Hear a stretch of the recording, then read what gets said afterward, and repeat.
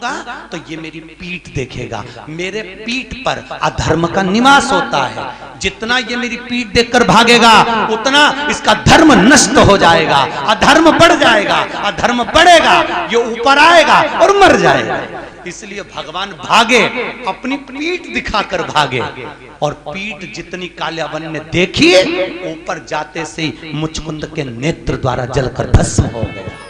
इसलिए हमारे हिंदू धर्म की रीति है कि मंदिर के पीछे अधर्म का निवास होता है। इसलिए मंदिर के पीछे जितना तुम प्रणाम करोगे उतना तुम्हारा पाप बढ़ेगा, पुण्य नष्ट होगा, उतना पुण्य नष्ट होगा। अब सोचो तुमने कितना पाप कमाया, बोलते जाओ, अरे बोलो तो रे, पाप कितना कमाया और पुण्य कितना कमाया। सामने लोग कम प्रणाम करते हैं, बस बेचारी ये परिक्रमा कर रही थी, थक गई, दीवार से टिक के खड़ी हो गई, तो दूसरी ने देखा पीछे प्रणाम करो तो कुछ मिलता होगा, दूसरी ने चालू करी, उसको देखे तीसरी ने चालू करी, तीसरे को देखे चौथी ने चालू करी, पूरा भारत की भूमि सब गंजी हो गई उसी के चक्कर में, सब एक क्रम पाने लगे सब। तो बेचारे वो तो कहीं कहीं के संत विद्वान थे, कहीं कहीं के महात्मा विद्वान थे, तो उन्होंने मंदिर के पीछे फोटो चिपका दिया भगवान का कि कम से कम इन्हें पाप तो नहीं लगेगा, तो फोटो चिपका दिया कि कम से कम आगे भगवान का भी दर्शन हो जाएगा। बेचारे संतों ने कृपा कर दी, पर तुम में अक्ल नहीं आई रे दादा, कहीं करे। और पूरे भारत की भूमि पे तुम कहीं पे भी घूम के देखना, जितने मंदिर मिलेंगे सब में पीछे लोग प्रणाम करते मिलेंगे। उनको समझाओ तो कोई समझे वे, अरे बोलो तो सरी, क्या मालूम था क्या धर्म समाज पुण्य। ऐसी कई गलतियां हैं जो हम जीवन में करते रह रहे हैं, बहुत गलतियां करते हैं हम, बहुत। दिए के अंदर ही बत्ती रख के जला दें, परिक्रमा कर लें, ऐसी कई गलतियां हम अपने जीवन में कर रहे हैं, और भगवान से आशा रख रहे हैं कि भगवान हमको तार देगा, स्वर्ग भेज देगा। कहीं नहीं जाएगी, यहीं पड़ी रह जाएगी, फालतू की बात। सुधारो,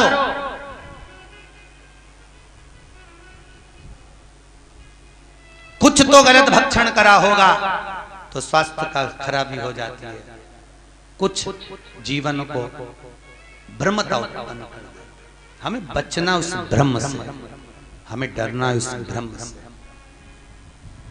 महाराज भरत जी महाराज हिरण की योनि में पड़ गए, हिरण की योनि से निकले, संतों की परिक्रमा कर कर तो वापिस मनुष्य देह मिल गई, नाम भरत पड़ गया। बड़े भाई ने कहा खेत पे से चिड़िया उड़ाना, एक बार की उड़ाई, दूसरे बार न उड़ाई। राम जी को खेत, राम जी की चिड़िया ना उड़ाई। राजा जड़ भरत नाम पड़ गया भरत जी को। जड़ भरत, जड़ मतलब पागल, पागल मतलब मूर्ख। पागल प्रमोशन होता है, समझदारी डिमोशन होती है। पागल क्या है? अरे बोलो जमके, प्रमोशन। आपको कोई पागल कहे, बड़े प्रसन्न होना, बड़े बड़े। अगर कोई आपको पागल कह रहा है तो उसमें प्रसन्नता होना चाहिए। समझदार नहीं बनना अपना, कभी जिंदगी में मत बनो समझदार। घर में दो तरह की बहू होती है, एक समझदार, एक पागल। जो समझदार होती है वो 24 घंटे काम में लगी रहती है। काहे बजा रहे हो? दो तरह की, एक समझदार है, एक पागल। समझदार लगी हुई है 24 घंटे, पागल है वो सबसे पहले डेंटिंग पेंटिंग करके खा पी के बुझ जाए। उसको कोई सुध नहीं क्या हो रहा है क्या नहीं हो रहा है, उसको कोई मतलब नहीं। आग लगे बस्ती में, अपन रहो मस्ती में। मीरा को, कर्मा को, नामदेव, ध्रुव, प्रहलाद, रामकृष्ण परमहंस, भारत की भूमि के जितने संत हुए, लोगों ने उनको पागल ही तो कहा है, क्योंकि भगवान की भक्ति में जो डूब गया, लोग कहते हैं वो पागल हो गया। महाराज भक्ति में डूब। भरत जी महाराज ने राजा राहुगण को ज्ञान दिया। कपिल मुनि के आश्रम में राजा राहुगण गए हैं, बाबा कपिल ने भी उनको ज्ञान अर्जन कराया। समय आया आगे, हिरण्यकश्यप ऊपर, ना अंदर ना बाहर, ना अस्त्र से, ना शस्त्र से, न दिन में, ना रात में, न नर से, न पशु।